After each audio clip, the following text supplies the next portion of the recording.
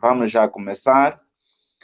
Boa noite a todos, irmãs e irmãos. É um prazer enorme estar aqui convosco todas as segundas-feiras, hoje, 30 de novembro de 2020. O ano está mesmo aí na sua reta final e, na verdade, este ano 2020 que é desafiante a todos os níveis e, portanto, este ano também traz consigo várias lições, vários ensinamentos, claro está, e nós precisamos aprender sempre com os bons e os maus momentos. Hoje nós temos um encontro muito especial. Eu tenho aqui dois gurus naquilo que é o assunto ligado a este tema que está aí na vossa telinha, a participação do cristão na política. Eu hoje tenho a doutora Mihaela Weba. A doutora Mihaela Weba dispensa qualquer tipo de apresentação, é deputada da Assembleia Nacional pelo Partido UNITA, é uma figura incontornável no que a política diz respeito, é também, por assim, na minha opinião,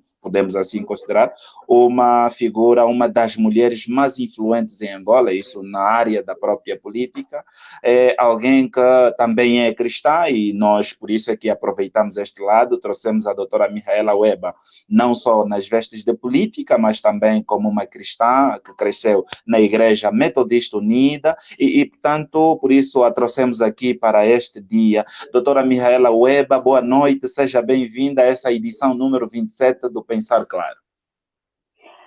Muito boa noite, Reverendo Lúcio. Marques. E boa noite, Marques, exato. E boa noite também ao Padre Pio.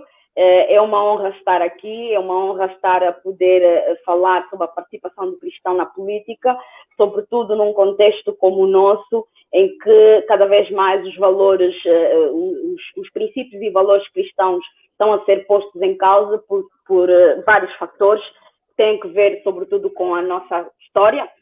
Angola iniciou como um Estado laico, não cristão, marxista-leninista, em que Deus não existia e, portanto, quando Deus não existe, tudo é permitido, o homem pode fazer tudo e isso, de certa forma, também foi um dos motivos pelos quais houve grandes transformações do ponto de vista negativo na nossa sociedade. Muito obrigado, doutora Mihaela Weba, por ter aceito o nosso convite. Do outro lado, nós temos um outro convidado super especial. Eu sou muito mais novo que o Padre Pio Akusanga. Eu cresci a ouvir o Padre Pio Akusanga, um padre que há muito defende os sem voz e vez, e que, para além de alimentar as suas ovelhas, luta pelos direitos dos fiéis. É um padre que tem dado sempre alguma intervenção e muita mesmo aí na província do Amba, da Huila. Senhor Padre Pio, boa noite, seja bem-vindo. Nós estamos com alguma dificuldade aí com o Sr. Padre Pio Akusanga e que dentro de poucos minutos vai resolver já esta situação. O homem é por natureza um ser político, diz o grande filósofo, e o cristão vive no mundo e efetivamente tem dupla cidadania, a cidadania terrena e a cidadania do céu. E a política, como sabemos, surgiu na antiga Grécia e a política é a arte de governar. Existem muitas questões ou discussões em volta do tema em questão. Que o cristão pode e deve envolver-se na política, pensamos que é uma questão inquestionável e incontornável. Agora, como o cristão deve fazer a política é uma questão que deve ser discutida. Por isso, nós temos aqui a doutora Mihaela Weba, que está na política há muito tempo, e nós gostaríamos agora de saber, doutora, como é que entrou na política? É assim, basicamente eu entrei na política um pouco por arrasto, porque não era a minha intenção fazer política ativa. Sempre gostei muito de política, de certa forma sou de uma família eminentemente política. A minha avó foi presa política no tempo colonial, esteve presa pela PIDE. Os meus tios tiveram nos movimentos de libertação. A minha mãe também fez política ativa nos anos 90, portanto, sou de uma família eminentemente política. Mas não gostaria de exercer a política de modo ativo. Gostava mais da política do ponto de vista académico. Estudar a política, estudar, sobretudo, a relação entre o direito constitucional, que é a minha área de especialização, com a ciência política, era, sobretudo, mais neste aspecto que eu estava na sociedade civil e fazia a minha intervenção a nível da sociedade civil. Entretanto, de certa forma, conseguiram convencer-me que era necessário fazer alguma coisa, que era necessário dar um cunho mais académico à política, era necessário mostrar o outro lado da política e, sobretudo, pelo facto de ser cristão, também levar a mensagem de que, efetivamente, o cristão que deve estar de acordo com os preceitos, os valores e os princípios bíblicos e, sobretudo, pelo facto do cristão não poder pactuar com a injustiça e estarmos a viver num país em que acontecem muitas injustiças, seria de todo interessante fazer esse casamento entre o exercício da política ativa e, sobretudo, levar uma mensagem de esperança aos cidadãos. Muito bem, doutora Mihaela Weber, ficou aqui uma deixa muito forte que o cristão não deve compactuar com as injustiças. E claro está, a própria Bíblia Sagrada nos orienta a estarmos sempre do lado da justiça e por isso, hoje mesmo, eu disse que nós somos todos políticos, e eu vou para o senhor Padre Pio Akusanga. Senhor Padre Pio Akusanga, eu estava aqui a fazer a sua apresentação, eu dizia que eu cresci a ouvir o senhor Padre, eu cresci, né? Hoje quase que estou a tremer, porque estou diante de alguém que é uma figura incontornável no que a voz dos sem voz diz respeito. O Padre Pio Akusanga está na comuna dos Gambos, uma comunidade com muitas insuficiências, uma comunidade que clama por tudo e por quase nada. Por isso, eu vou fazer uma questão ao senhor Padre que é provocadora. Senhor Padre, considera-se um político? No sentido lato, sim. No sentido lato, no sentido em que todo o cristão vive todas as dimensões da vida e entre tantas dimensões está a dimensão política, que vai muito além de partidos políticos, vai muito além, mais do que de partidos políticos, vai muito além de interesses imediatos. Vai sim no sentido de, por exemplo, estar ligado à chamada res pública, a coisa, o bem comum, e a luta para que esse bem comum seja mesmo de todos. O princípio da distinção universal dos bens reside em todo homem. E então, nisso a igreja tem de dar a sua parte.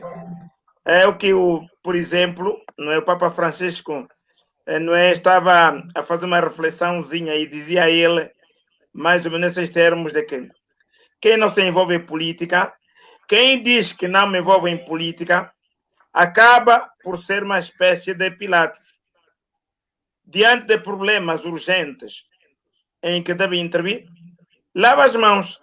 E ao lavar as mãos, a tarefa de poder fermentar a política com o evangelho fica adiada, porque alguém que poderia fazer uma boa transformação, essa pessoa recua. Estou muito feliz em ver a doutora Mihaela Weber nesse posto onde está, porque, de fato, tal como ela diz, eu conheci a doutora Mihaela Weber como grande líder da sociedade civil. E achou como cristã devia avançar muito mais ainda. E então, e acompanho muitas interações dela como cristã e leio com muito prazer o que ela escreve sobre o empenho entre o cristão e a política. Portanto, como é que o cristão tem de ter a consciência para não permitir que sua mente e sua alma se corrompam, lutar contra o mal e permanecer nesse posto da luta contra o mal. Isso sim, essa política de carregar a cruz de Cristo, sofrendo, não é, com as injustiças e lutando contra elas, isto é que é política. Sendo, enfim, seria mesmo enquanto serviço de caridade ao próximo, ao irmão. Eu, nesse sentido, sim, considero-me como político nesse sentido. Exatamente. Política é servir os outros, política é também estar em favor do povo. Eu volto então à doutora Mihaela Weba, e já que também é deputada da Assembleia Nacional pelo Partido UNITA, como fizemos referência a priori, e também a deputada Mihaela Weba é cristã, e portanto, deputada Mihaela Weba, como é que o cristão deve viver a política? É assim, enquanto cristãos, nós somos obrigados, sobretudo, a cumprir os preceitos bíblicos. Vamos ao Antigo Testamento e verificamos que temos um compromisso com os 10 mandamentos. Ora, quem é cristão e quem está na política, por exemplo, não rouba. Quem é cristão e está na política, por exemplo, não deve matar.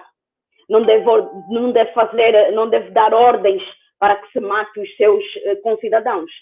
Portanto, a postura do cristão na política deve ser uma postura de amor ao próximo, de fazer o bem, de governar. E há uma passagem bíblica que diz que quem deve administrar, que administre segundo o dom que Deus lhe deu.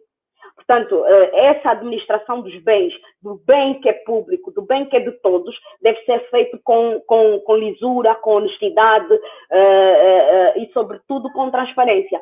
E, portanto, nós temos uma sociedade que é maioritariamente cristã. Do censo que se fez em Angola, 53% da população é cristã. Isso significa dizer que os cristãos são a maioria. Sendo os cristãos a maioria, a pergunta que se coloca é: por que a nossa sociedade está tão corrupta?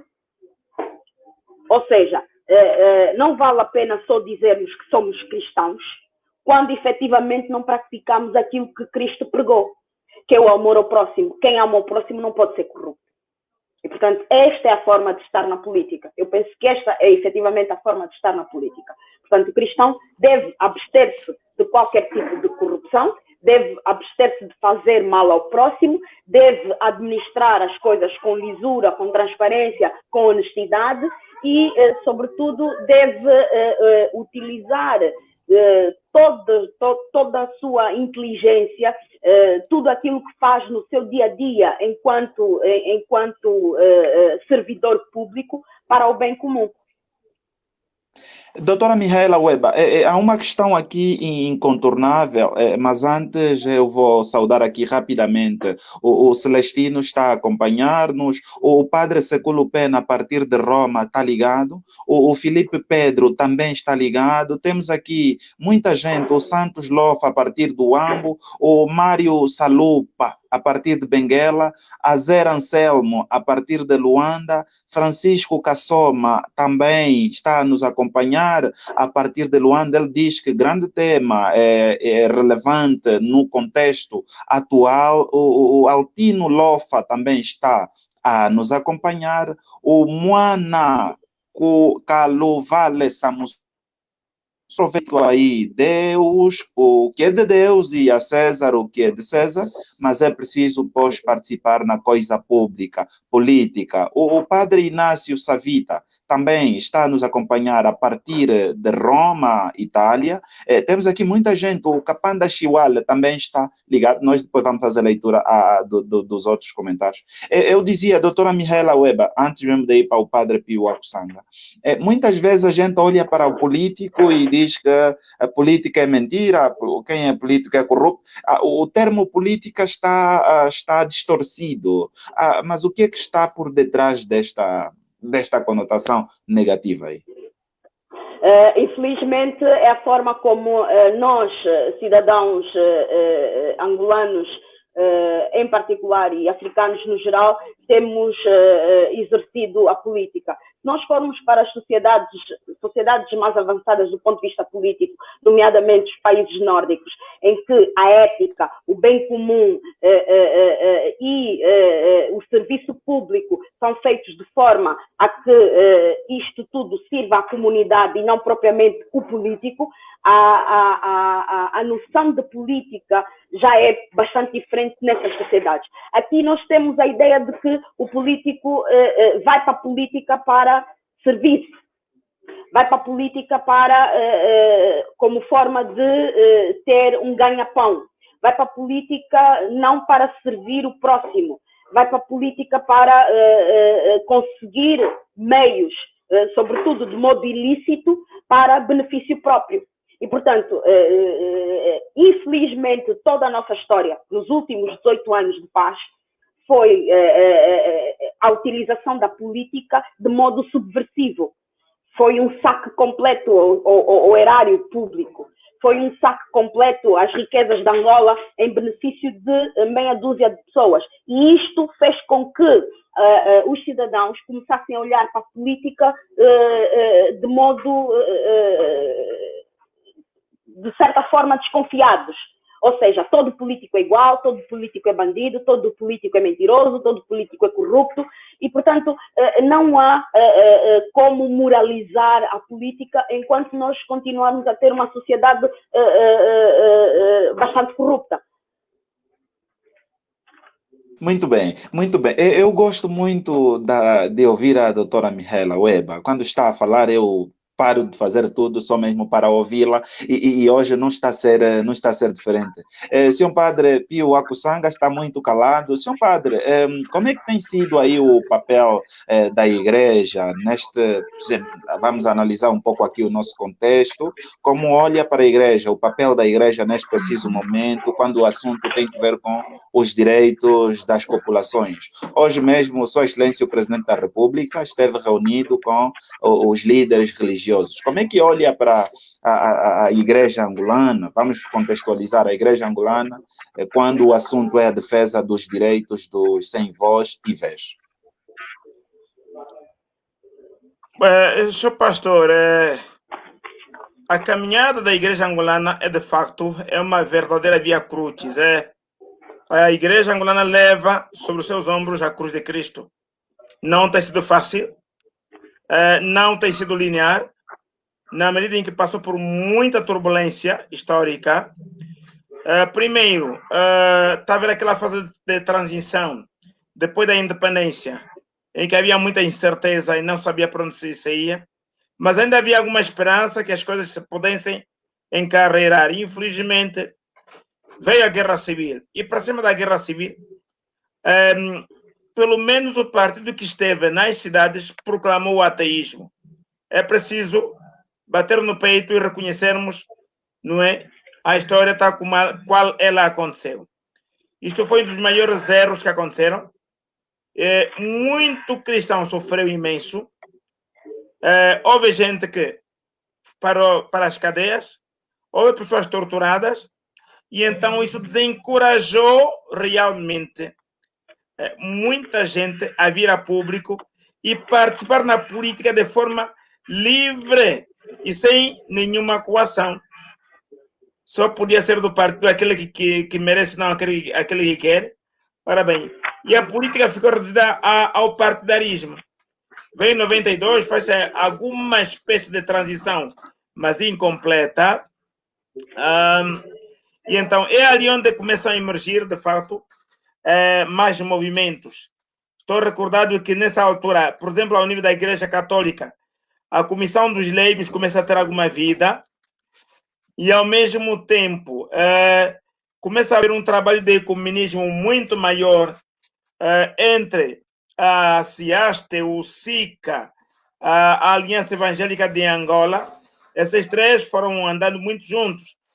Encontravam-se muitas vezes, até que depois deram o chamado Comitê Intereclesial para a Paz em Angola, que começou a pressionar para que houvesse cessar-fogo e se caminhasse para a paz positiva. Ainda assim, nós sabemos, enfim, quantas pessoas sofreram para defenderem a fé. em todas as igrejas. Acompanhei um bocadinho, mesmo sem ter alguma profundidade, o sofrimento pelo qual passaram os irmãos tocoístas. Tiveram turbulências imensas. Nessa altura estava em Luanda, e havia alguns deles na aldeia de na cadeia de Catete, sim. Na cadeia situada na estrada de Catete, então sofreram imenso. Acompanhei igualmente as peripécias do Frei João Domingos. Eu próprio decidi ir ao seminário por causa do padre Leonardo Sicufinde, que foi morto exatamente por defender o amor e a justiça. E então, foi essa turbulência, e até que deu no Comitê Interorganizado para a Paz de Angola e ficou muito próximo. Muitos líderes católicos, evangélicos, em muitos momentos de injustiça, se posicionaram contra o mal que estava sendo praticado. E prontos, se realmente estamos onde nós estamos, houve um saque selvático do erário público, a acumulação primitiva do capital chegou a níveis onde chegou, que ninguém diga que não, enfim, houve espaço vazio, não houve nenhum cristão que falou, isso não é verdade. Fez-se muito trabalho. Agora, a questão é, os que falavam naquela altura contra a corrupção, contra os abusos do poder, contra todo tipo de humilhação da dignidade humana, quem é que os ouvia e punha em prática? De fato, não havia espaço público suficiente. Nós podíamos falar, podíamos contestar, mas não tínhamos essa tapete vermelha para podermos fazer mais. E então, deu no que deu. Ainda alguém, né, por esses dias, se perguntava por causa desta, diríamos assim, é uma espécie de, não sei como é que se chama esse boletim, chamado banquete, como é que se chama isso em termos técnicos? O Dr. Mihaly vai poder ajudar. Então, da TPA, apresentado pelo Ernesto Bartolomeu. Então, alguém perguntava... Dizem que é uma investigação jornalística. Okay. E então, alguém dizia, se o país está assim é porque, enfim, nós os cristãos ficamos calados. Eu disse que não. Se alguns ficaram calados, não é? Eu, pelo menos, portanto, enfim, sem mérito algum de minha parte, sem mérito algum, não é? Conheço pessoas que nunca ficaram caladas diante de tanta injustiça. Nós que acompanhamos os deslocados que realmente sofreram duramente as consequências da guerra e do empobrecimento, nós que acompanhamos as crianças de rua, sempre, não só levantamos a voz, mas sempre tivemos pequenas, médias e grandes iniciativas.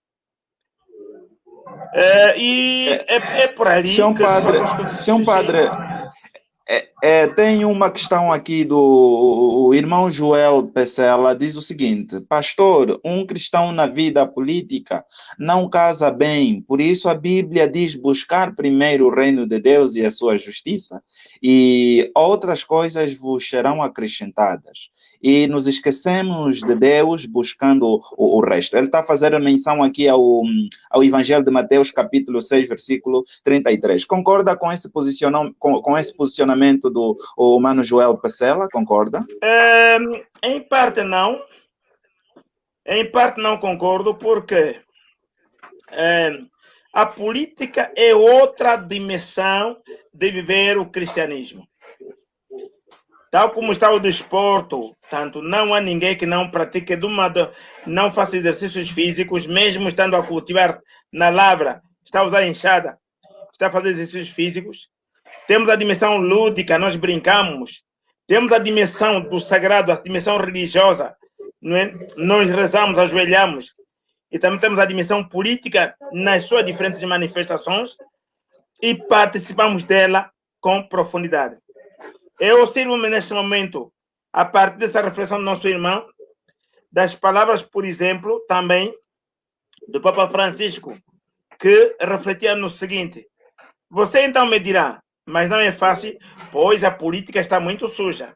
E eu então pergunto, a política está suja por quê?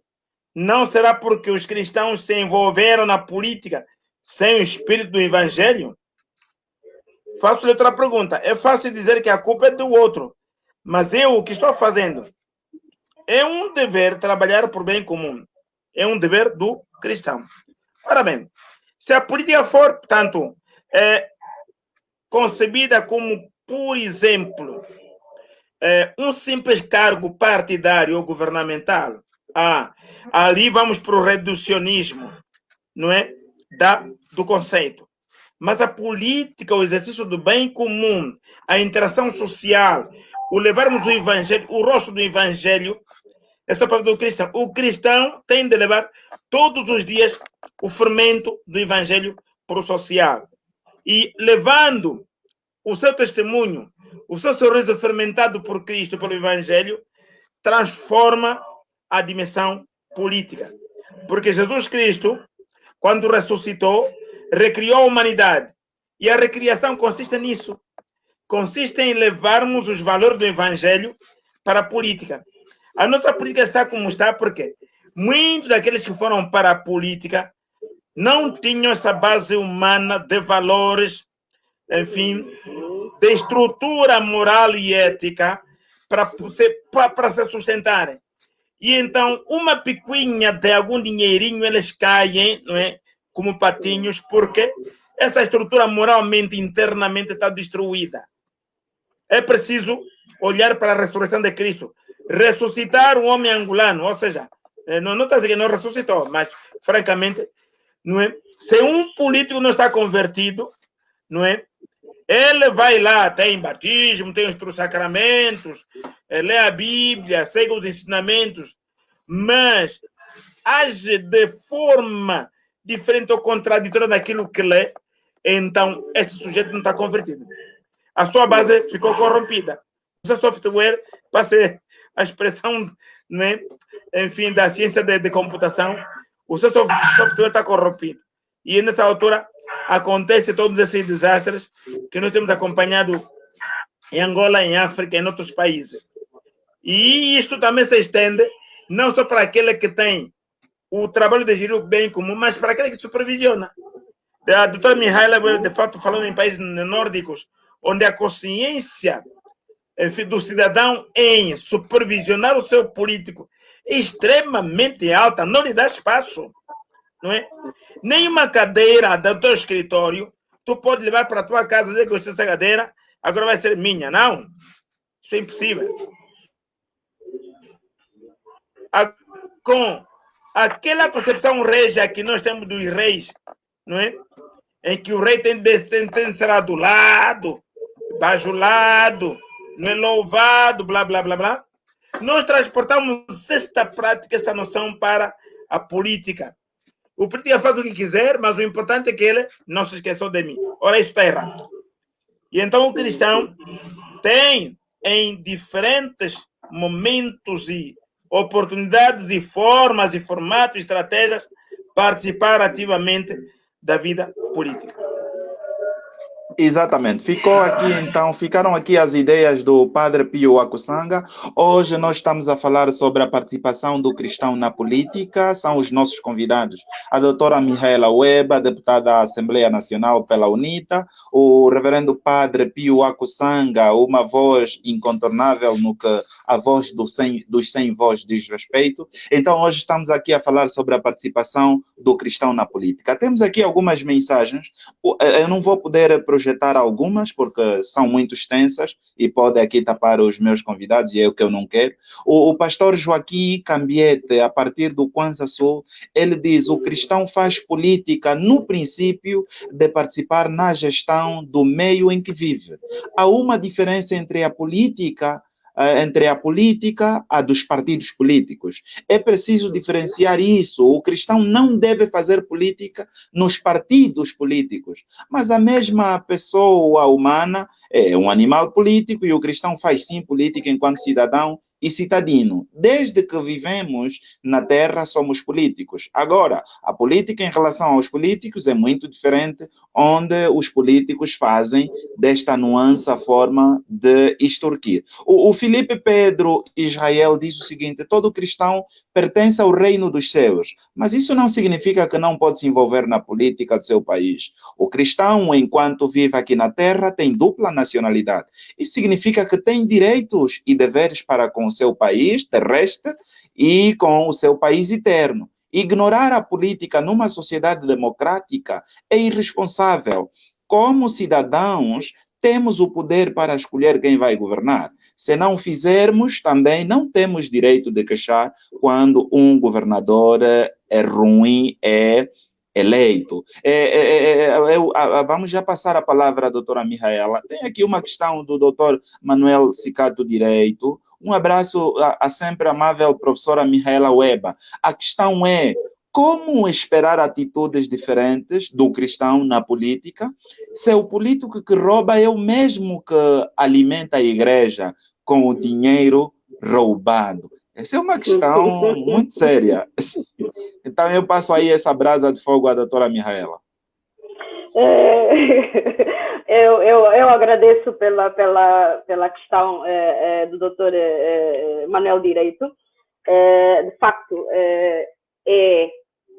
hoje nós temos um grande desafio enquanto cristãos, sobretudo aqueles que não fazem política ativa e que têm conhecimento do que se passa no país e têm conhecimento que muitos dos seus crentes que ficam nas primeiras filas das sinagogas, como diz a Bíblia, e que são aqueles que desviam do erário e com este dinheiro vão sustentar a igreja e têm, como que se diz, estendido um tapete vermelho pelos pastores e pelos padres. Isto é que é errado. Eu penso que volto à minha frase inicial. O cristão não pode pactuar com a injustiça. E, portanto, tudo que é dinheiro que foi adquirido fruto de desvio de bens públicos, fruto do desvio do dinheiro que pertence a todos, deve ser repudiado em primeira instância pelos próprios servos de Deus na igreja. Portanto, a igreja deve ser o primeiro local onde um político corrupto, cristão, entre aspas, e ponho aqui entre aspas porque quem rouba não é cristão. Ele é tudo menos cristão. Cristão não rouba. Cristão não mata. Cristão não calunia. Portanto, se ele está a fazer isso, está na igreja, está com uma capa de ovelha, mas sendo por dentro do seu coração um verdadeiro lobo. E, portanto, deve ser a igreja. É verdade que também a Bíblia nos diz que não devemos ser nós a julgar, mas deve ser a igreja a colocar esses políticos que nós sabemos que têm condutas inapropriadas do ponto de vista da gestão do quê de todos, que devem se sentir mal na igreja. Devem ser convidados ao arrependimento, a deixarem de ter essas práticas. Porque o que é que acontece? Nós falamos do combate à corrupção. Mas se formos analisar bem, nós continuamos exatamente com as mesmas práticas de há 10, 15 anos atrás. Sobretudo naquilo que diz respeito à contratação pública. Continuamos a ter contratos públicos adjudicados de forma direta, ao contrário do que estabelece a lei.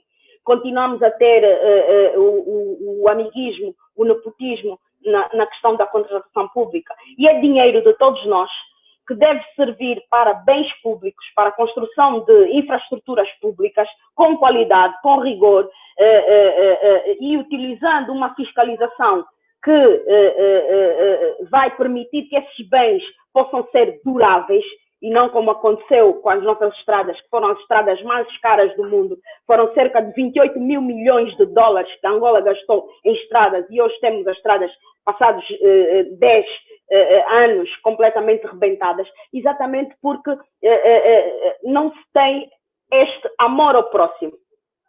Eu estou a fazer a estrada, mas penso o seguinte: ao invés de colocar os 5 milhões para fazer a estrada, vou colocar 1 milhão e desvio 4 milhões para mim. E todos os domingos eu estou na igreja, como cristão, e pago o meu dízimo, e dou as minhas ofertas, e todo mundo sabe o que é que eu ando a fazer. Isto é que está errado. E mais, durante muito tempo, sim, foram alguns cristãos que se levantaram e denunciaram, mas que não eram ouvidos. A larga maioria dos líderes religiosos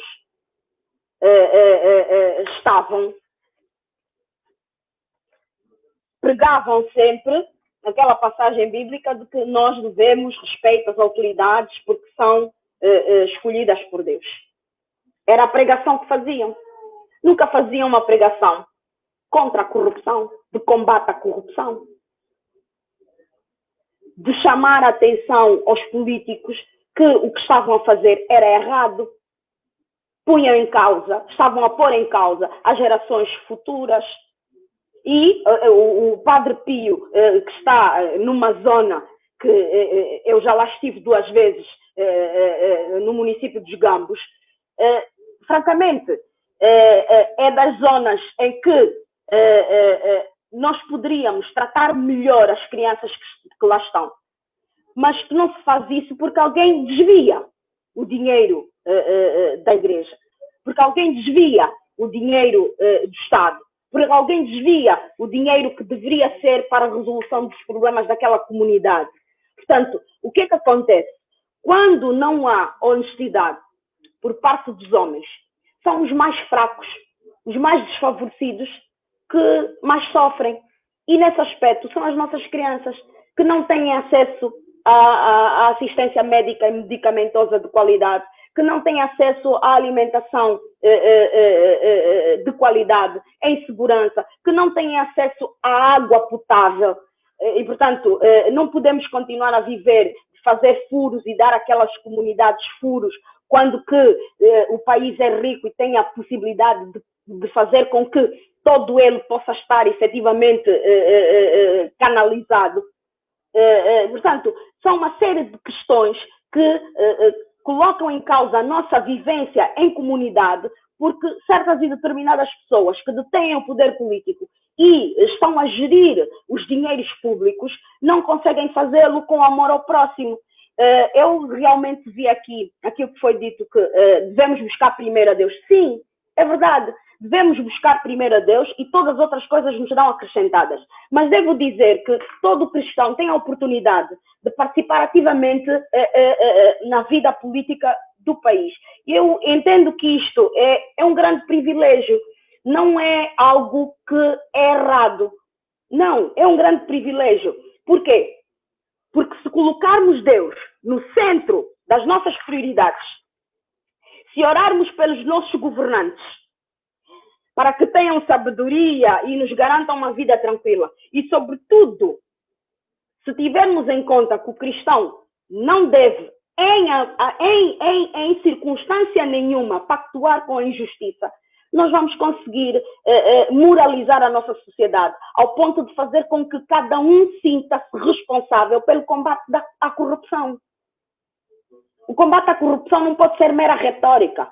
Todos nós, enquanto cidadãos, e sobretudo os cristãos, têm que ser os primeiros a efetivamente combater a corrupção em Angola. Porque nós não podemos ser cristãos ao domingo e de segunda a sábado pagarmos gasosa ao polícia, pagarmos gasosa para tratarmos o nosso bilhete de identidade, pagarmos gasosa para tratarmos qualquer documento, porque a máquina administrativa é burocrática. Eu, se sou cristão, devo-me pautar, por quê? Por regras e princípios cristãos e cumprir aquilo que está na lei. Se eu utilizo a gasosa para resolver os meus problemas, eu estou a deixar de ser cristão. Eu estou a passar a ser corrupta. E isto é que está errado.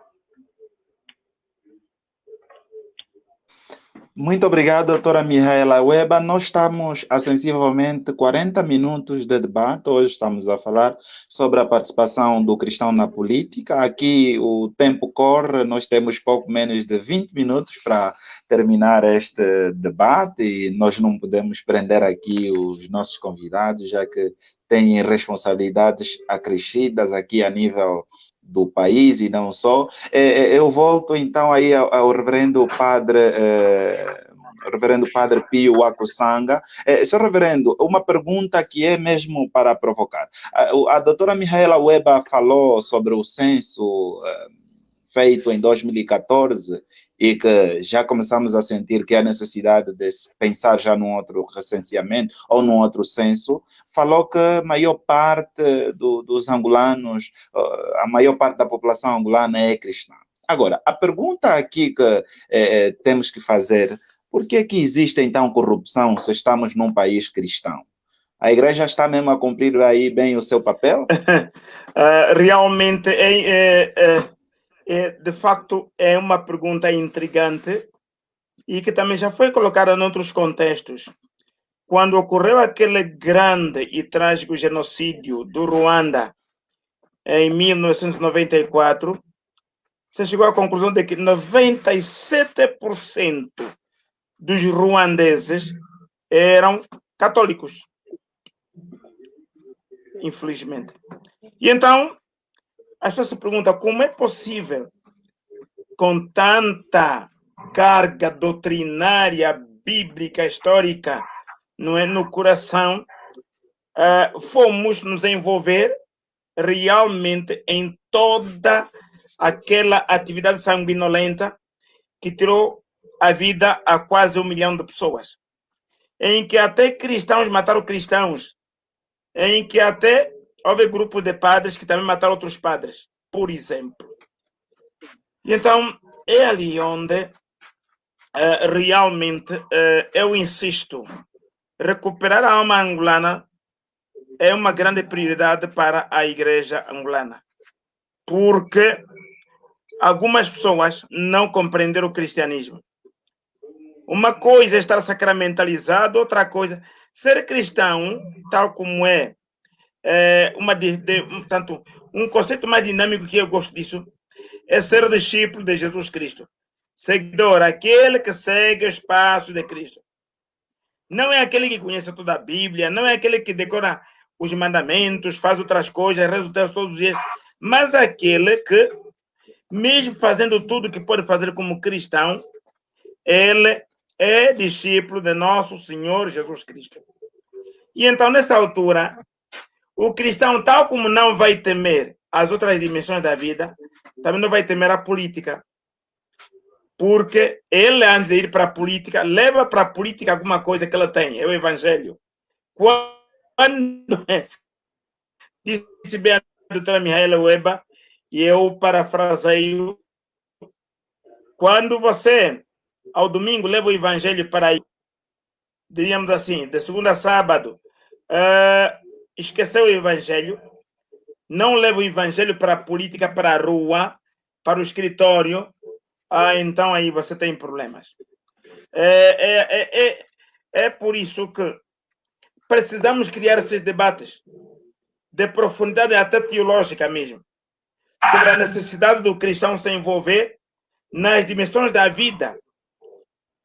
Tal como também, eu queria fazer um pequeno à parte, não é? Uma pequeninha desta. Tal como também há medo. O medo de alguns cristãos, não só em relação à política, há muito cristão, por exemplo, chamaram os cristãos da sacristia. Só quer ficar no seu cristianismo fechadinho, no seu casulo, no seu convento interior, mas tem medo de pregar o evangelho com a vida. E então, tem medo da política, tem medo da economia, porque não conhece a economia, tem medo da cultura africana, porque não a conhece, por exemplo. Enfim, e tem medo de outras dimensões da vida. Por exemplo, tem medo do outro, porque é diferente. Não fala a minha língua e mete medo. E então, a sociedade angolana foi muito marcada pelo medo. Eu falo nisso exatamente por causa de uma outra dimensão ligada a mim, eu fiz estudos pós-conflito, não é? Esta questão de transportarmos os medos históricos conosco, que nos acompanham como fantasmas não exorcizados. Então, este aqui é o problema. Por isso, toda aquela carga que não foi, não é, diríamos assim, exorcizada do ponto de vista econômico, social, cultural, político, e histórico, há tanta mentira histórica espalhada por ali sobre como é que tudo aconteceu até chegar onde chegou. E ainda, infelizmente, a gente vê pela televisão de quando em vez calcam ainda muitas mentiras. Estamos a transportar isso no nosso DNA social. Faça a comparação, não é? E isto está a criar-nos problemas. Por isso é que nem sempre quem sobe para o cargo público é aquele que fez uma caminhada catecumenal de transformação. Aquele que compreende que, de facto, o que eu vou fazer é um serviço. Não. É aquele que, sim, senhora, ele reza a Deus. Oh, Deus, me ajudai, eu tenho de conseguir esse cargo. Mas pisa sobre o irmão para poder conseguir o cargo. Aqui onde estou, de facto, sou pastor, enquanto a gente ouve falar de bilhões e bilhões e bilhões de dólares, cavamos os poços com as mãos. Há pouco tempo, uma comunidade veio ter comigo que estava aflita, não tinha água.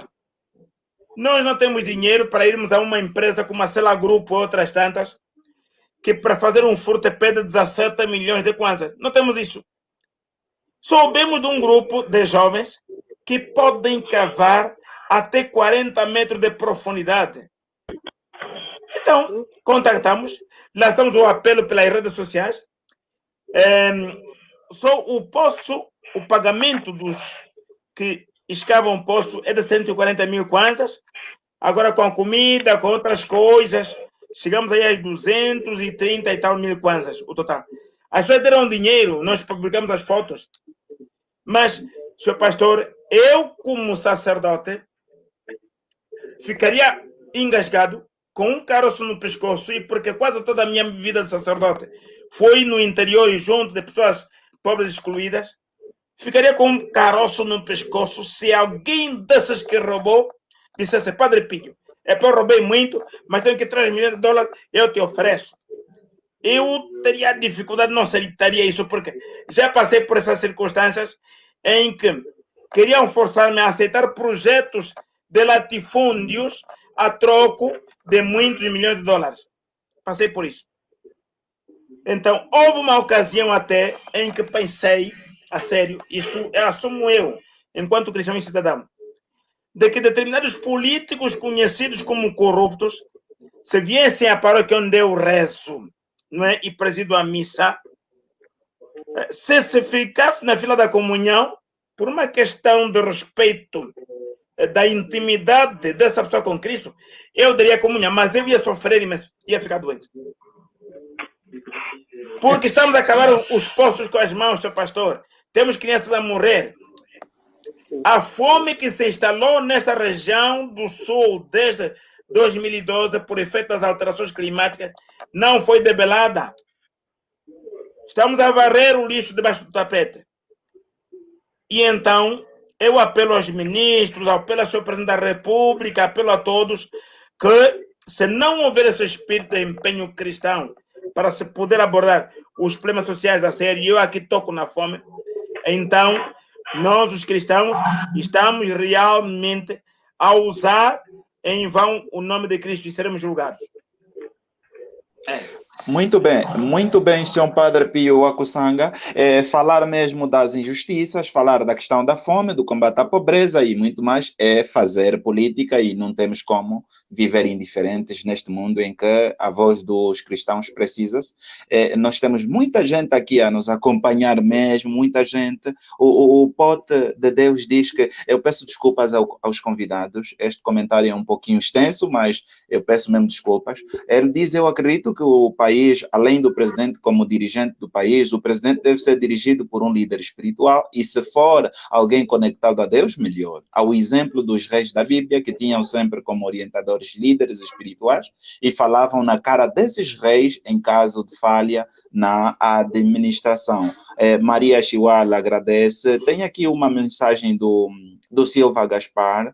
Ele diz, não é errado um cristão se envolver na política, mas que ele seja um cidadão sincero e honesto, e por outro, segundo o princípio de Aristóteles, o homem por natureza é um ser político, reclamar melhores condições de vida. A saúde e a educação são atos de fazer política.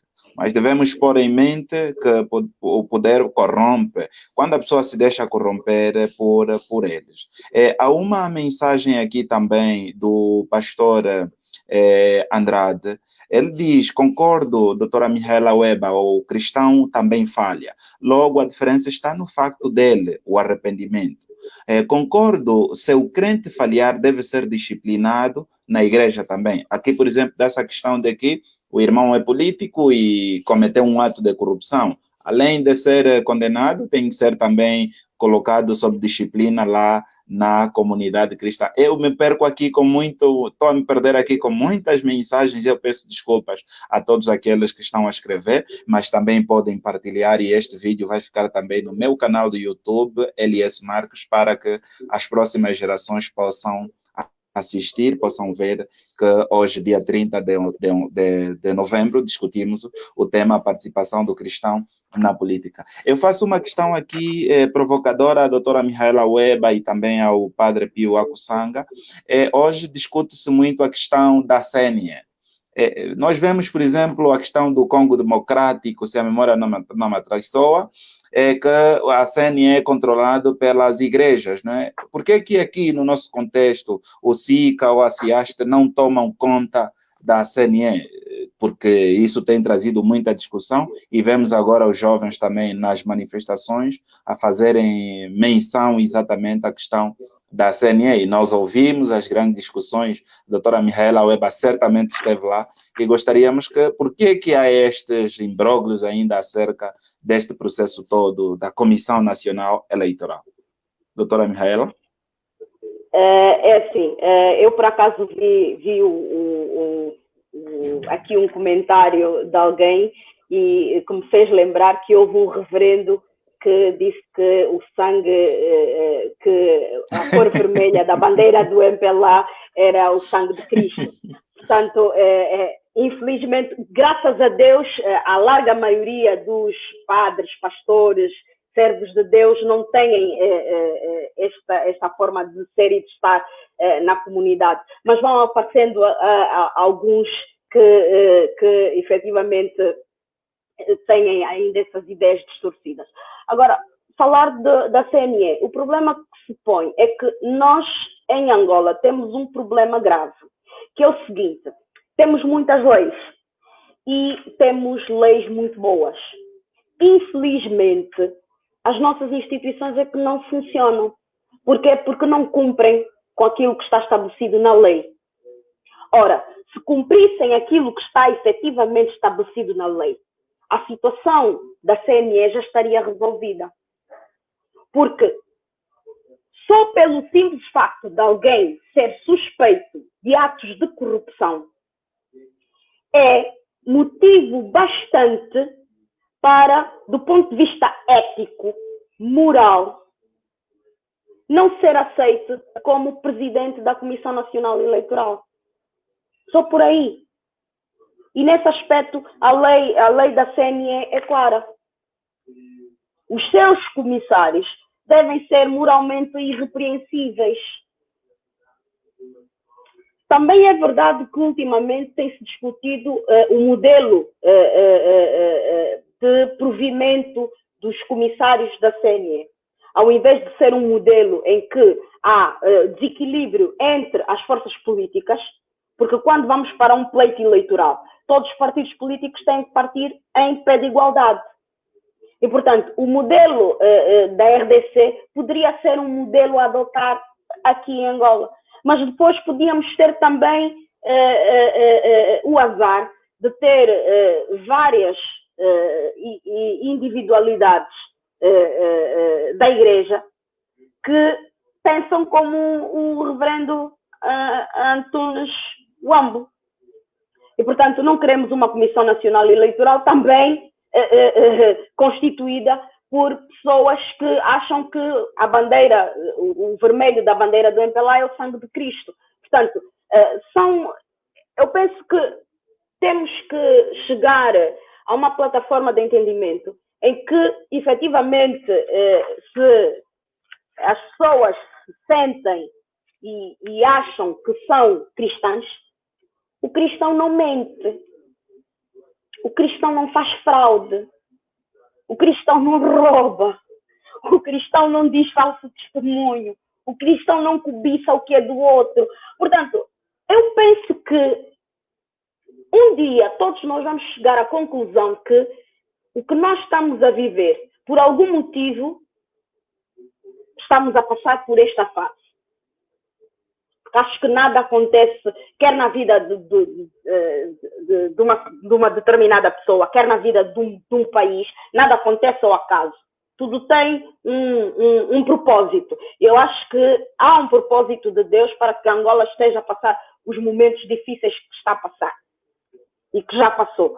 Portanto, provavelmente isto é um aprendizado para que no futuro não possamos mais confiar em pessoas que efetivamente não sabem lidar nem com aquilo que é o bem comum, nem são efetivamente servidores públicos, nem se sentem como servidores públicos e acham que têm que fazer da política a sua forma de enriquecimento ilícito e sobretudo, subverter as regras e princípios da política, porque a política também tem ética.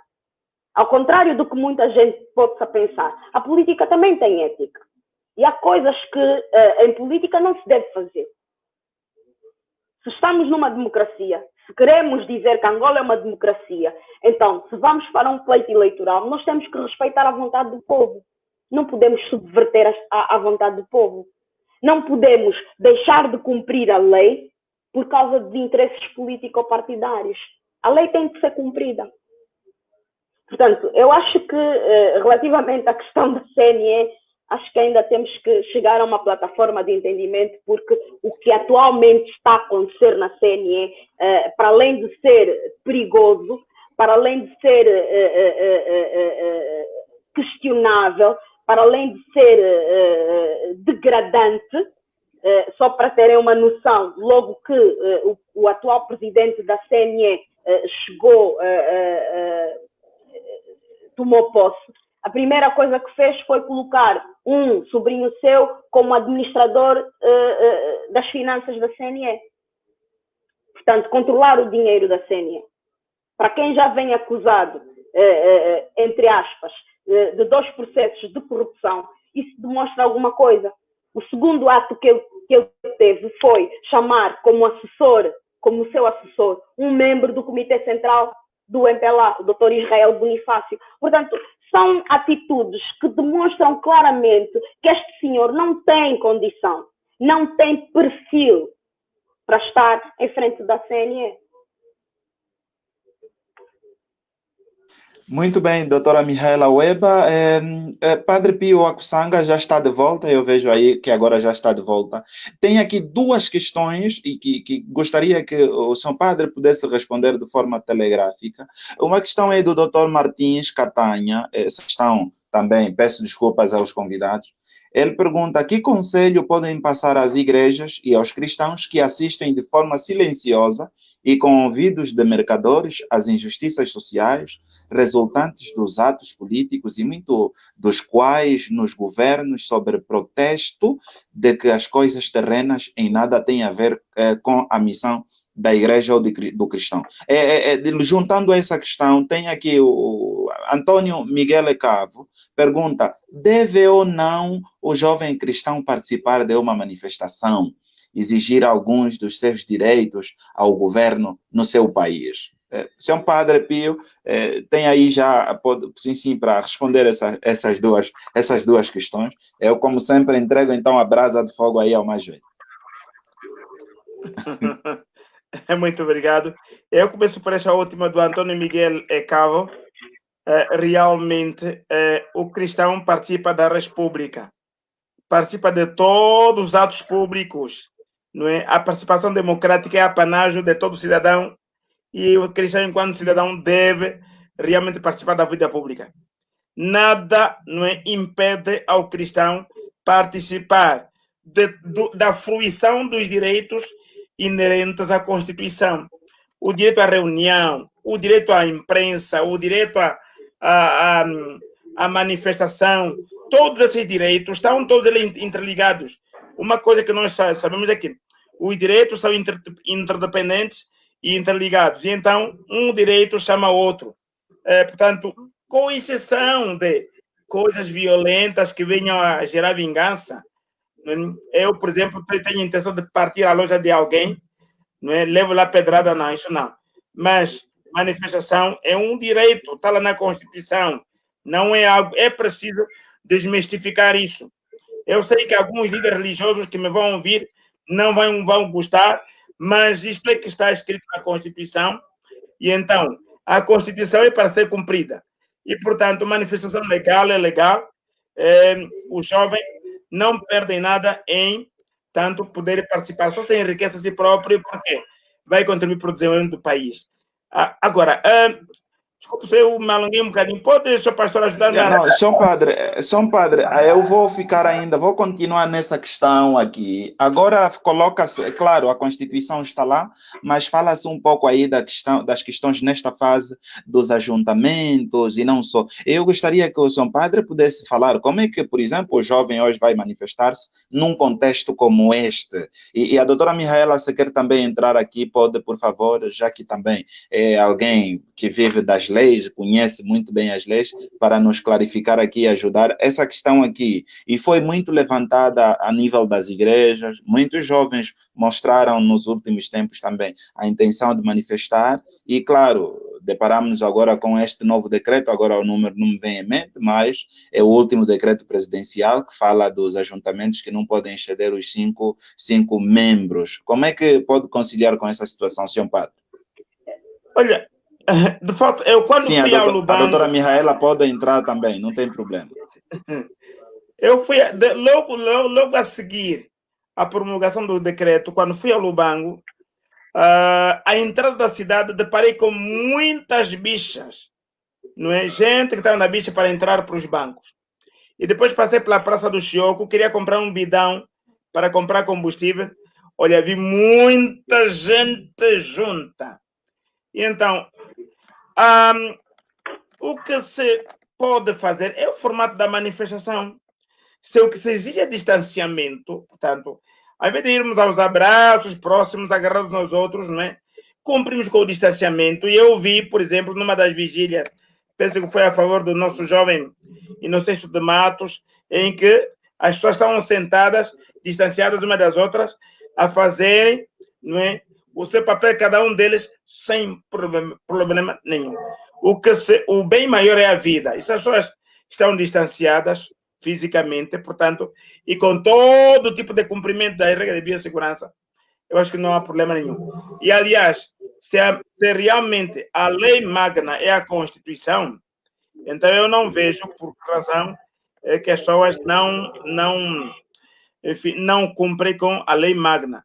Os outros são diríamos, a doutora Mihaela vai ajudar a esclarecer melhor isso, diríamos, tanto, são tomadas de posição, não é? São leis infraconstitucionais. Acima da Constituição não há outra lei. Essa é a minha visão. Exatamente. De acordo com o princípio da supremacia da Constituição, a Constituição é a lei mãe de todas as leis. Portanto, num Estado, se formos fazer uma analogia com o cristianismo, a Constituição é a Bíblia. E depois, tudo que vem para baixo são normas infraconstitucionais, logo tem de estar de acordo com a Constituição. Não estando de acordo com a Constituição, elas são inconstitucionais. Portanto, estão em desconformidade com a Constituição. Eu, enquanto cidadão, posso dizer pura e simplesmente que não vou cumprir uma norma que está em contradição com a Constituição. A Constituição estabelece e permite que cada cidadão possa efetivamente se manifestar de modo pacífico, sem armas, desde que faça a comunicação, a prévia comunicação às autoridades. Ora, tendo sido feita a prévia comunicação às autoridades, a questão que se coloca é: podem ou não os jovens se manifestar? Ora, se cumprirem todas as regras de biossegurança e de distanciamento, não há problema nenhum em se manifestarem. E o Padre Pio trouxe aqui a questão dos ajuntamentos que são feitos nas paragens de táxi, nas paragens dos autocarros, nas filas dos bancos, nos mercados, na própria igreja, não ficam só 5 pessoas. Portanto, hoje nós temos as igrejas abertas, graças a Deus. O governo teve o bom senso de abrir as igrejas e conseguimos perceber que dentro das igrejas não ficam só 5 pessoas. Há o distanciamento, sim senhora, e também nas manifestações pode haver esse distanciamento. O que é que acontece e o que eu vi, quer na manifestação do dia 24 de outubro, quer na manifestação do dia 11 de novembro? Os jovens iam distanciados. Quem os ajuntou foi a atuação severa da polícia. Ora, quando a polícia começa a molestar os jovens, aquilo é que faz o ajuntamento, porque eles estavam devidamente distanciados, iam em grupos de 4, 5 jovens. Foi o que eu vi no terreno, quer numa manifestação, quer noutra. E o que é que aconteceu? A polícia, na sua intenção de boicotar a realização da manifestação, é que, ao utilizar o gás lacrimogéneo, ao utilizar os jatos de água, ao utilizar balas de chumbo e não balas de borracha, é que fez com que houvesse pânico por causa dos disparos, houvesse pânico por causa do gás lacrimogéneo, que atingiu até outras pessoas que não tinham nada a ver com a manifestação. Isso é que fez com que os manifestantes se fizessem um ajuntamento, porque eles estavam devidamente separados. A atuação da polícia que não foi correta. A polícia deve perceber que a sua atuação num Estado que se diz democrático deve ser uma atuação republicana. E uma polícia republicana deve primar sempre pelo respeito à vida do cidadão. E é isso que não houve. Agora, eu queria responder ao nosso amigo Martins Catanha, que o conselho que se pode passar às igrejas, eu vou fazer aqui uma leitura, uma passagem bíblica da 1 João 3:10. Nisto são manifestos os filhos de Deus e os filhos do diabo. Qualquer que não pratica a justiça e não ama seu irmão, não é de Deus. Portanto, estamos misturados. Mesmo dentro da igreja, estamos misturados. Mas, de facto, a palavra de Deus é clara. Qualquer um que não pratica a justiça e não ama o seu irmão, não é de Deus. A palavra de Deus, a Bíblia é clara nesse aspecto. E eu vou pedir ao Padre Pio Akusanga e a quem está a nos acompanhar para dar umas salvas de palmas aqui à doutora Mihaela. Trouxe um texto efetivamente muito interessante, muito obrigado. Quem está a acompanhar, eu sei que vai deixar aí as suas salvas de palmas. 1 João capítulo 3, versículo 10. Estamos a ser acompanhados por mais de 500 pessoas e claro, umas vêm, outras vão, mas isto é extremamente compreensível nesta altura em que os dados estão cada vez mais escassos, mas agradecemos a todos aqueles que nos acompanham. Tenho aqui mais algumas mensagens rapidamente mesmo. O pastor Cambiete volta a escrever: preocupa-me o facto de se reduzir a palavra política na dimensão dos partidos políticos. A gestão da vida pública e do funcionário público em política dos partidos políticos.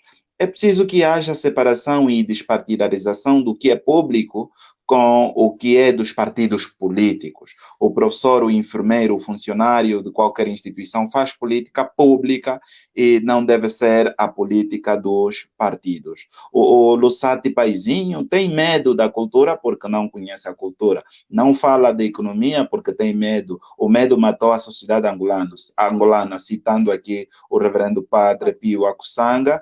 O Kangovi também está aqui ligado.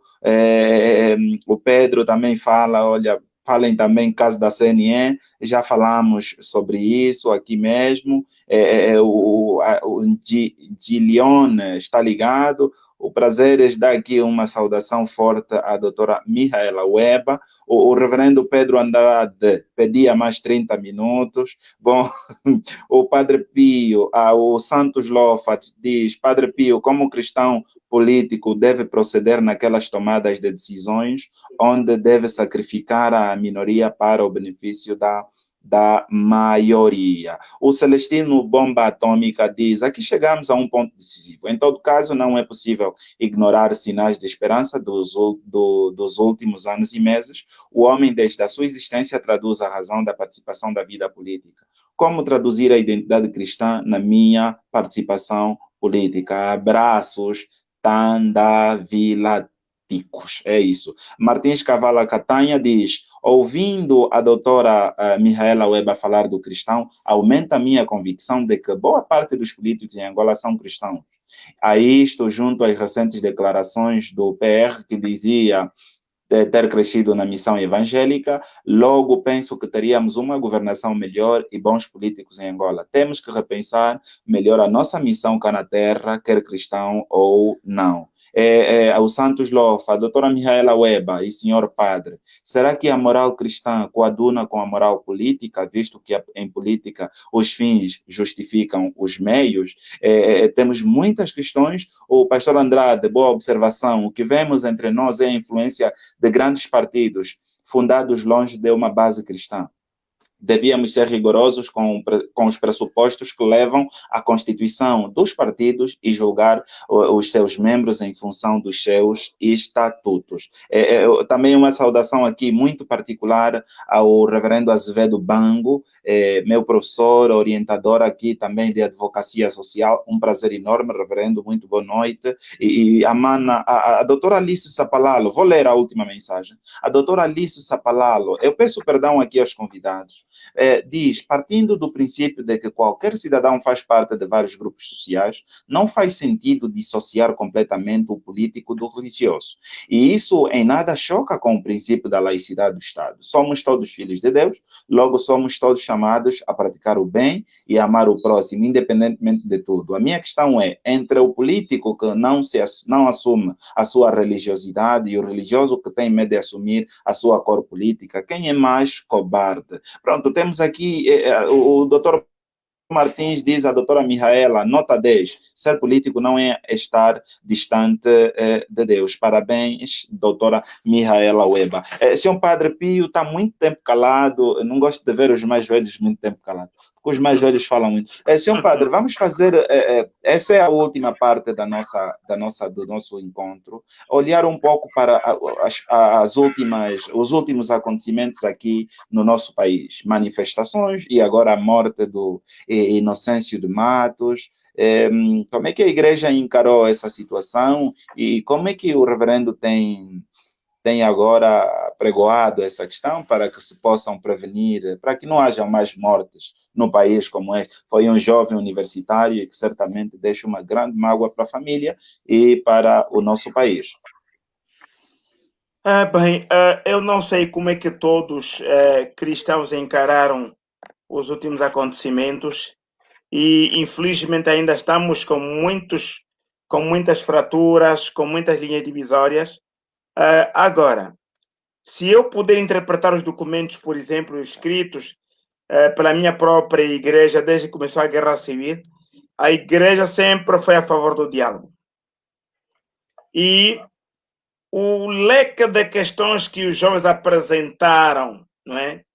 A questão do desemprego, a questão da implementação das autarquias, e todos estão recordados qual é a posição da CIAST sobre, enfim, o princípio da universalidade na aplicação das autarquias, não é? Que não se fizesse em compartimentos estanques. Hoje se joga aqui, amanhã se joga acolá, não é? Mas que fossem realizadas em simultâneo em todos os municípios, por exemplo, não é? E então, e outras reivindicações, agora não me vem à memória. Eu, de facto, em conversa com muitos líderes, chegamos à conclusão de que os jovens não estão à procura de satisfazer o seu umbigo, do estômago, mas levantaram princípios que, em meu ponto de vista, fazem parte, não é, das colunas estruturantes de um Estado. E então não pensaram só em si, pensaram no futuro, pensaram, diríamos assim, em ajudar a endireitar esse país. E nesse contexto, a única coisa, e foi bom, o Sr. Presidente da República, de fato, ter sido humilde, ter convidado os jovens a uma conversa, foi um bom princípio. Como diz a Laura Macedo, de fato, eu também espero que não seja só um ato, mas seja um processo, porque também as assimetrias sociais e as diferenças que o país criou fizeram com que algumas coisas específicas que o jovem de Luanda precisa não sejam as mesmas do jovem onde eu estou. Eu gostaria, por exemplo, que um jovem Mumuila, que fala na sua língua, estivesse ali a falar em Lumuila e com um bom intérprete, para que ele fale da realidade do interior. Por que o jovem, com toda a sua estrutura cultural, com todo o seu acervo simbólico, tem de sair daqui e sobreviver em trabalhos, não é, miseráveis em Luanda, por exemplo? Um jovem das minorias, falo dos Muhakabonas, falo dos Mucubais, falo dos Mundimbas, não é? Que pensamento é que essa jovem tem enquanto parte de uma minoria? Por exemplo, se as minorias, não é, em Angola, algumas estão em extinção e nós concorremos para cometermos um crime contra a humanidade se deixarmos que essas lâmpadas humanas, com toda a sua riqueza cultural, se extingam ante os nossos olhos. Um jovem deste teria muita coisa a dizer. E então, eu concordo plenamente com as reivindicações. Aliás, sabes que eu fui associado como declarante, entre outros, ao processo dos 15+2. E então, nisso, enfim, eu identifico Jesus Cristo como revolucionário. Não, quando se pensa em revolução, pensa-se logo em sangue, espada, lanças, sangue. Não é isso, não. É revolução por dentro. Transformação interna, evangélica, como Cristo fez, para depois isso transformar os outros, para se cumprir com aquilo que vem no capítulo 10, versículo 10, do Evangelho de João. Eu vim para que tenham vida, e vida em abundância. É verdade. Não é que a vida, não, é que a vida fica pequena, de passar brincadeira. Não. É vida em abundância mesmo. Vida que jorra.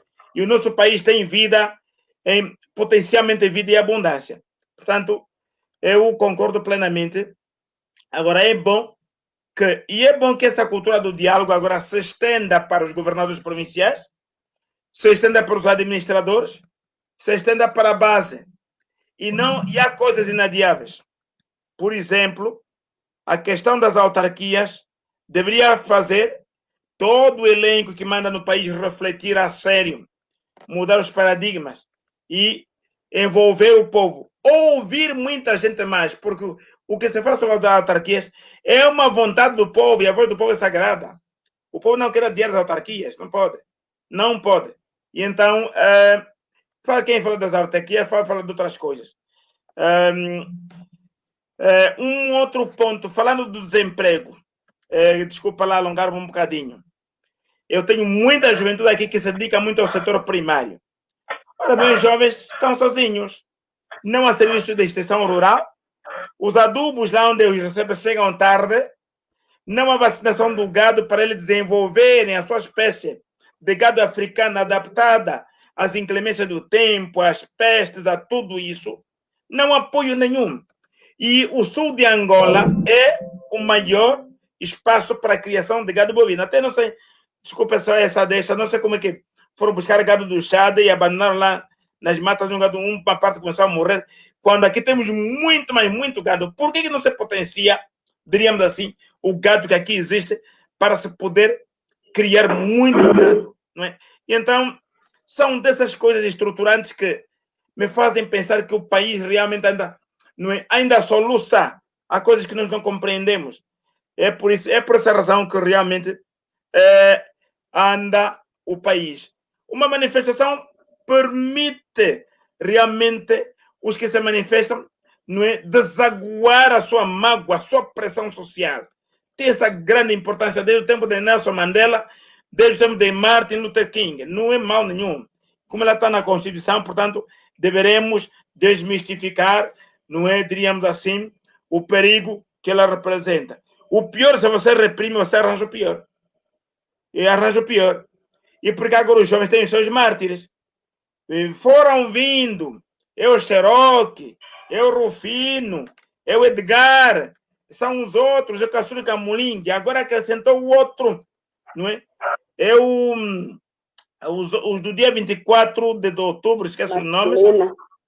Muito obrigado, doutora Mihaela. Exatamente. E agora acrescenta o jovem, não sei se de Matos, um jovem que tinha muito a dar. E então, enfim, a juventude está iluminada. E essa fase precisa de interação mais do que de repressão. E essa nova cultura. E é uma juventude que não teve nada a ver com a guerra, tem outro espírito, é a nova geração, está a ultrapassar-nos. Temos de ir atrás dessa juventude para dialogar com ela, perceber a juventude. Se não o fizermos, enfim, o país fica adiado por muito, mas muito mais tempo.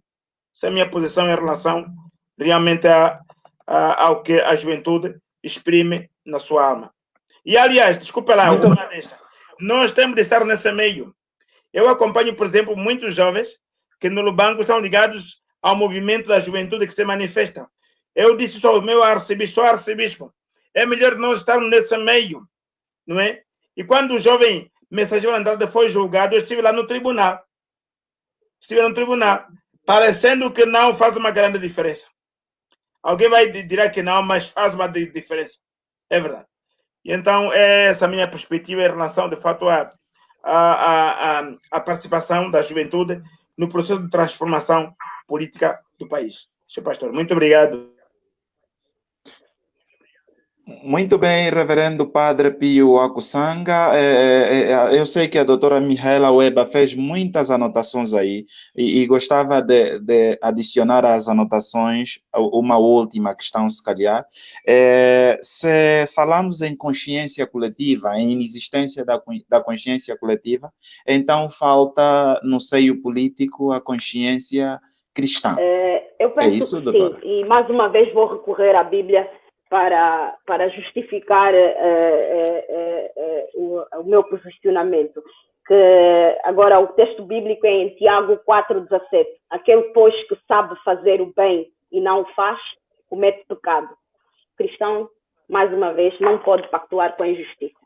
Portanto, aquilo que aconteceu na manifestação do dia 11 e o facto de se ter perdido uma vida da forma como se perdeu,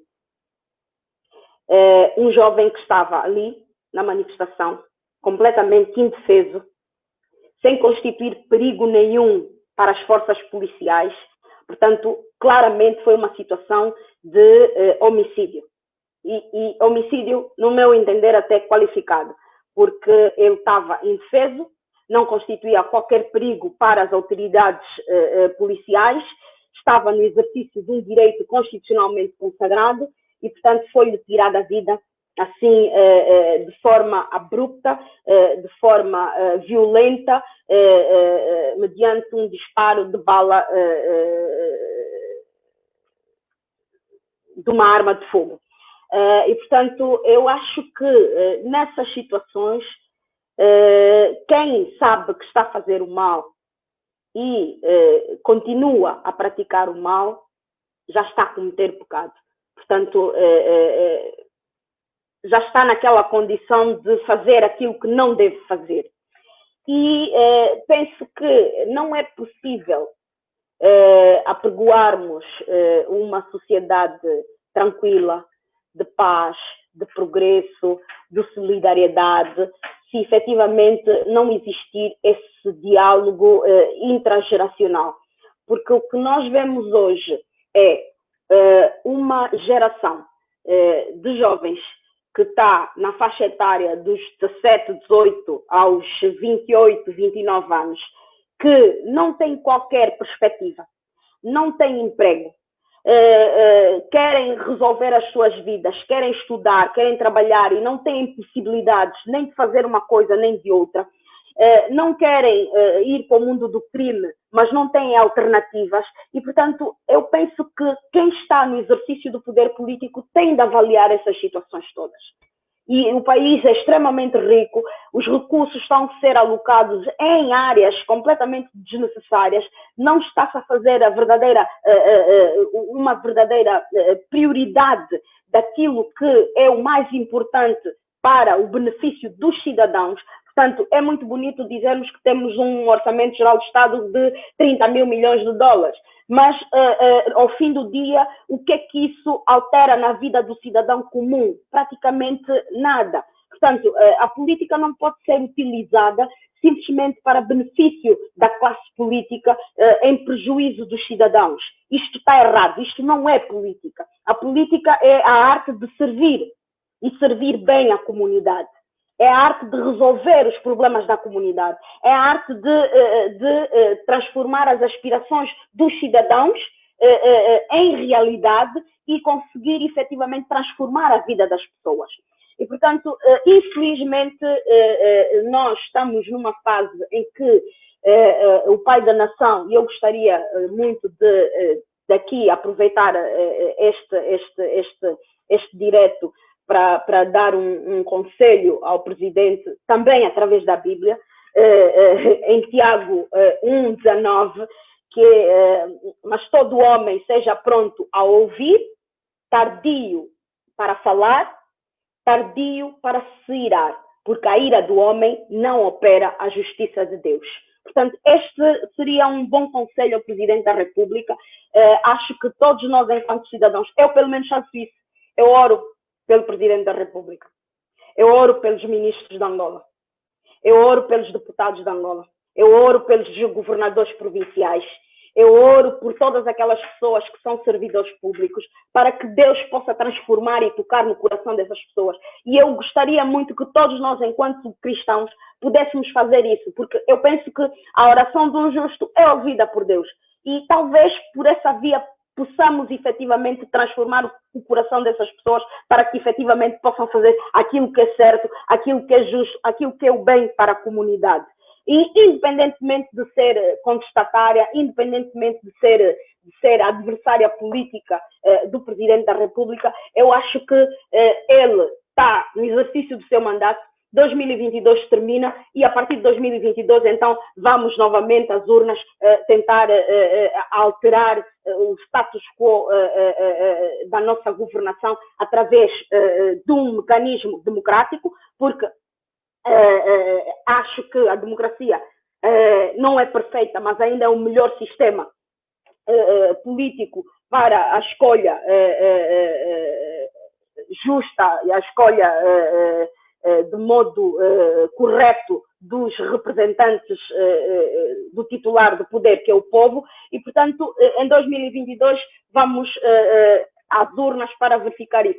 Não gostei nada de verificar a manipulação que os órgãos de comunicação social públicos e alguns privados fizeram das manifestações, alegando que quem estaria por detrás das manifestações era o presidente da UNITA, o engenheiro Adalberto Costa Júnior, que os dirigentes da UNITA estariam por detrás da manifestação. Algumas pessoas foram várias, através das redes sociais, foram citadas como tendo sido as pessoas que patrocinaram as manifestações. Eu penso que quando os cidadãos sofrem, quando quem não tem o que comer, não tem o que vestir, não tem onde trabalhar, não tem casa para morar, não precisa que alguém lhe pressione a ir para a rua, exigir os seus direitos, exigir aquilo que está constitucionalmente consagrado. Portanto, os jovens hoje estão cada vez mais lúcidos. Os jovens de hoje não são os jovens de 75, nem os jovens de 92. Hoje as pessoas já leem, já têm informação, já conseguem estar ligadas ao mundo através das redes sociais e veem o que se passa a nível do mundo. E, portanto, hoje, pensar-se que pode-se manipular as pessoas é difícil. é difícil, porque temos sempre a possibilidade de procurar outras formas de informação, outros mecanismos para nos informarmos. E, por último, gostaria de dizer, relativamente à questão das autarquias locais. As autarquias locais vão gerar desenvolvimento. Para quem conhece municípios de Angola, o Padre Pio está nos Gambos e, francamente, por acaso não tenho aqui os dados dos Gambos, mas de certeza que deve ser muito similar ao Belize ou ao Dirico, que não têm o Belize não tem sequer uma agência bancária, só para o senhor reverendo Lúcio Marques ter uma ideia. O Belize não tem um banco.